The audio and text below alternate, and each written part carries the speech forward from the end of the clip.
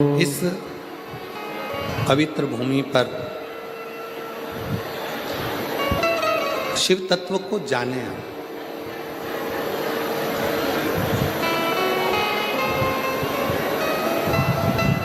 कथा के प्रथम दिवस भी एक बात कही थी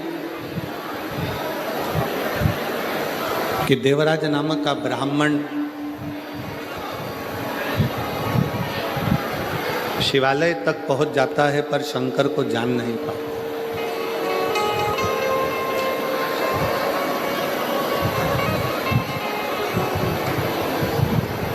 जैसे कोई संत, कोई साधु, कोई सन्यासी, कोई तपस्वी, कोई साधक, कोई उपासक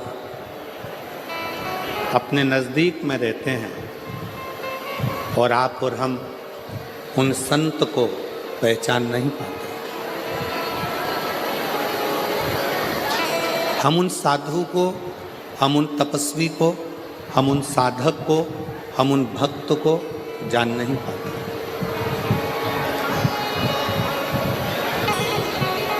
जब वो संत, जब वो साधु, जब वो सन्यासी, तपस्वी चले जाता है तब हमारे स्मरण में आता है कि हमने उस हीरे को पहचाना, हमने उसको जाना नहीं।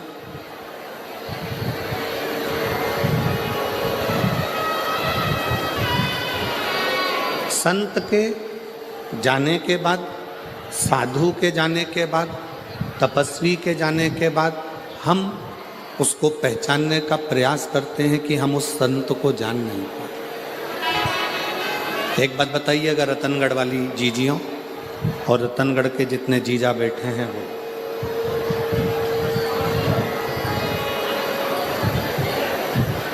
दीपक जल रहा है, दीप जल रहा है,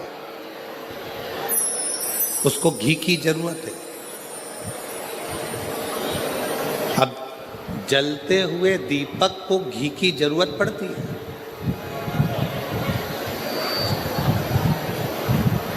जलते हुए दीपक को घृत की जरूरत है।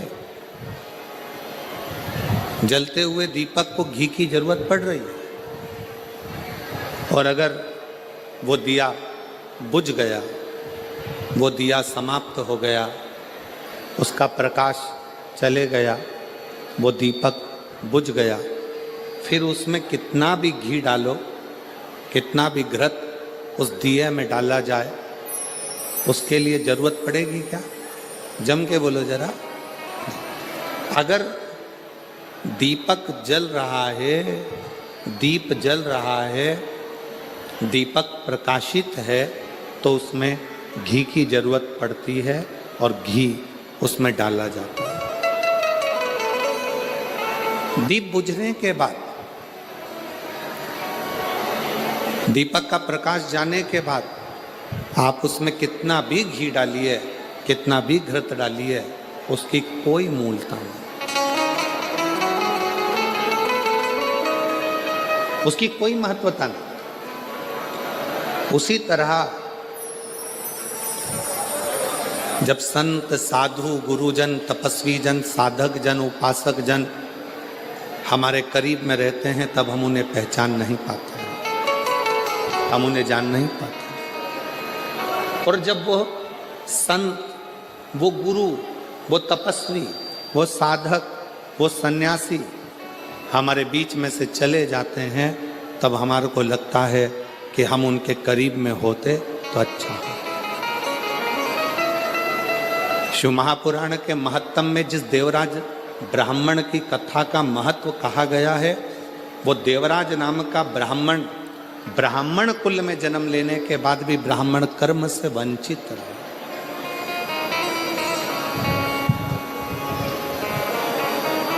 अपने कुल में, अच्छे कुल में जन्म लेने के बाद भी वो ब्राह्मण कर्म से वंचित रहे।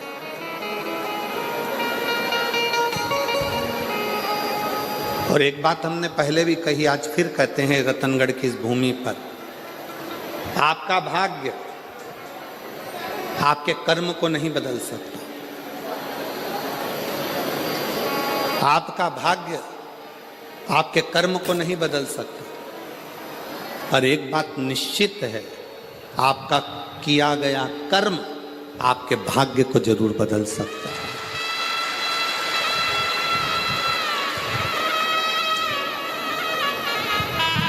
भाग्य कर्म नहीं बदलेगा।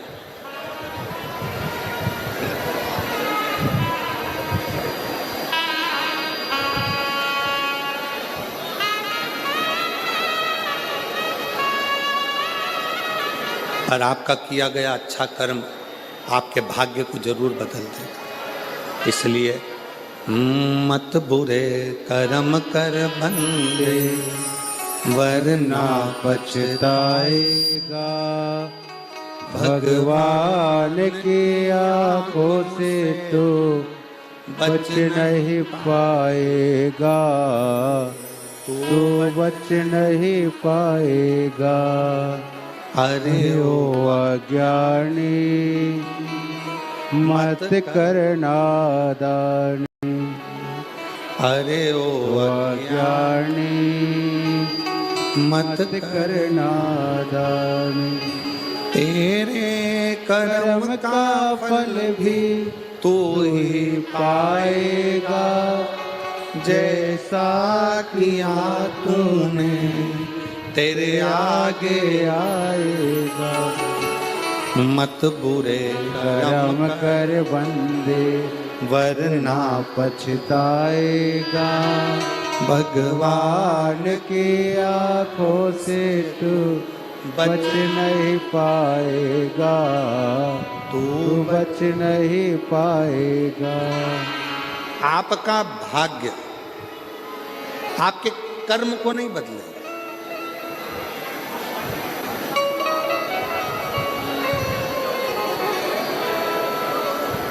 पर आपका कर्म आपके भाग्य को बदल कर रख देगा। श्रेष्ठ कर्म करो।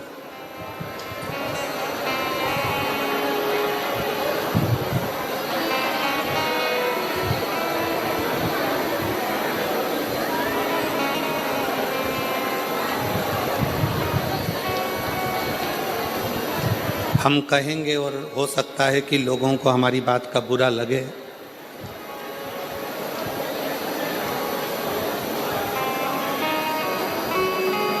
पूर्व में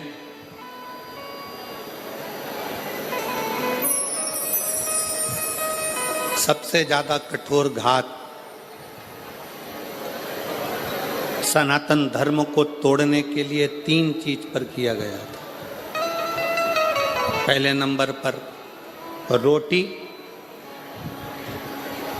दूसरे नंबर पर बेटी और तीसरे नंबर पर चोटी। सनातन को तोड़ने के लिए इन 3 पर कठोर घात पूर्व में किया गया। पूर्व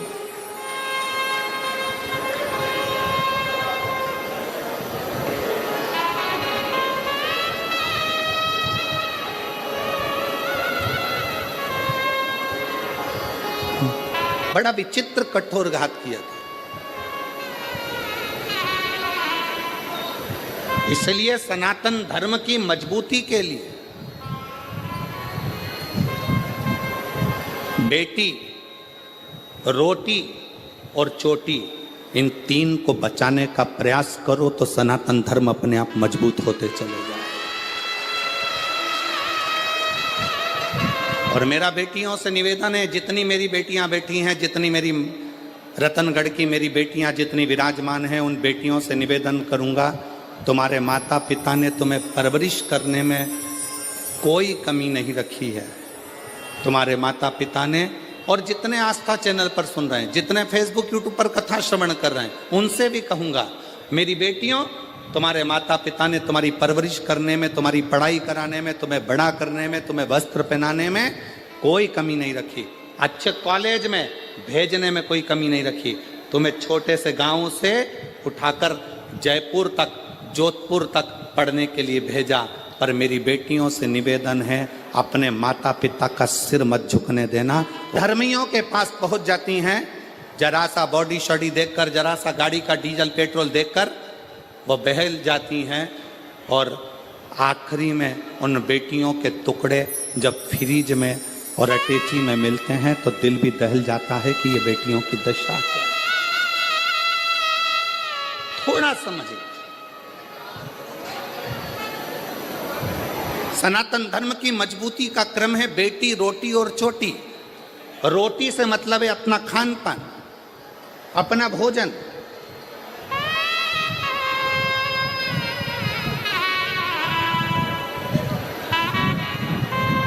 आज हम किस तरह का भोजन ग्रहण कर रहे हैं ये सब जानते हैं।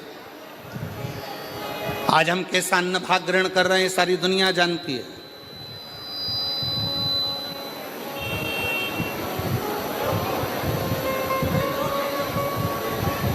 तीनों बच नहीं पाए। मेरे देव अधिदेव महादेव ने, मेरे शंकर भगवान ने, मेरे उघड़ दानी ने, मेरे शंभू ने, मेरे शिव ने, जब अमरनाथ जी की गुफा में माता पार्वती जी को लेकर मेरे शंकर भगवान अमरनाथ की गुफा में अमर कथा कहने के लिए बैठे,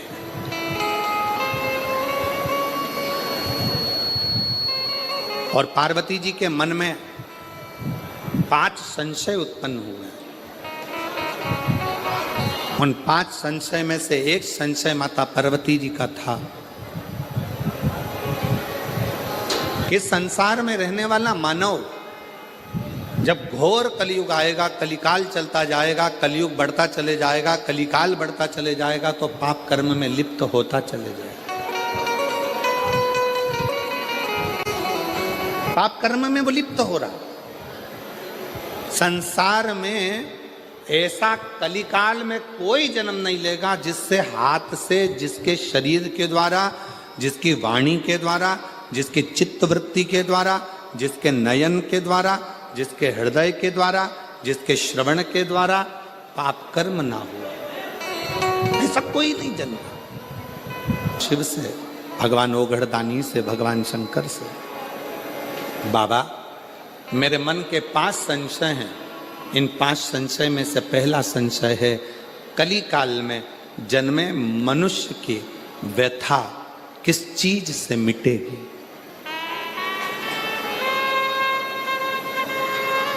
क्या करे कलयुग का मानव कि उसके मन की व्यथा समाप्त हो जाए। अभी कथा में कहा था, शाहदा में जब कथा कह रहे थे महाराष्ट्र में, तो आपको कहा था भगवान राम जी के जीवन में इतना दुख आया, इतना दुख आया। राम जी को एक से बढ़कर एक संत मिले, राम जी को एक से बढ़कर एक ज्योतिषी मिले, राम जी को एक से बढ़कर एक दूरदृष्टि से देखने वाले संत, साधु, तपस्वी, साधक सब मिले। पर राम जी ने किसी को अपना हाथ दिखाकर ये नहीं पूछा कि मेरा भाग्य क्यों गड़बड़ है। संतों ने कहा राम जी से, राम क्या बात है, क्या हो गया। राम जी ने एक भी संत से, एक भी ऋषि से, एक भी साधु से, एक भी सन्यासी से, एक भी तपस्वी से, एक भी साधक से, मेरे राम जी ने ये नहीं कहा कि मेरी हाथ देखकर बता दो, मेरा भाग्य देखकर बता दो। मेरे पिता के प्राण चले गए, मुझे अयोध्या छोड़ना पड़ी, मुझे अपनी माता पिता का त्याग करना पड़ा, मैं चलते चलते वन में आया तो मेरी पत्नी भी चली गई। इतना दुख कि मुझे 14 वर्ष तक ये दुख भोगना पड़ रहा है। मेरे दुख का कोई हल हो तो बताओ। राम जी ने एक भी संत से, एक भी साधु से, एक भी सन्यासी से, एक भी तपस्वी से, एक भी साधक से अपना हाथ दिखाकर अपना भाग्य नहीं पूछा। राम जी ने कहा जीवन में बहुत समस्या है, पर उसका एक हल निश्चित है, और वो हल कौन सा है, जो तुलसी बाबा ने भी अपनी रामचरितमानस में लिखा कि कलयुग केवल नाम आधारा।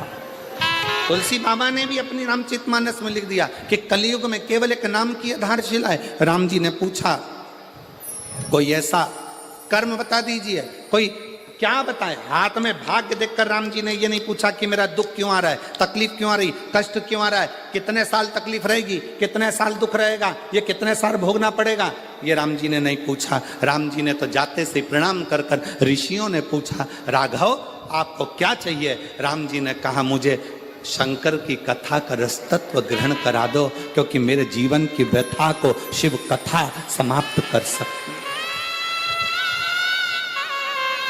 मेरे जीवन की व्यथा को केवल शिव कथा समाप्त कर सकती। और मेरी जीजियां, जितनी रतनगढ़ की मेरी बहनें बैठी हैं, जितने मेरे जीजा बैठे हैं, जितनी बेटियां बैठी हैं, जितने बेटा बैठे हैं, जितनी मेरी माताएं बैठी हैं, आपसे निवेदन करूंगा, कार्यकर्ता अपना काम करेंगे, चिल्लाएंगे भी, सीटी भी बजाएंगे, बोलेंगे भी, तुम्हारे पास में खड़े होकर बातचीत भी करेंगे।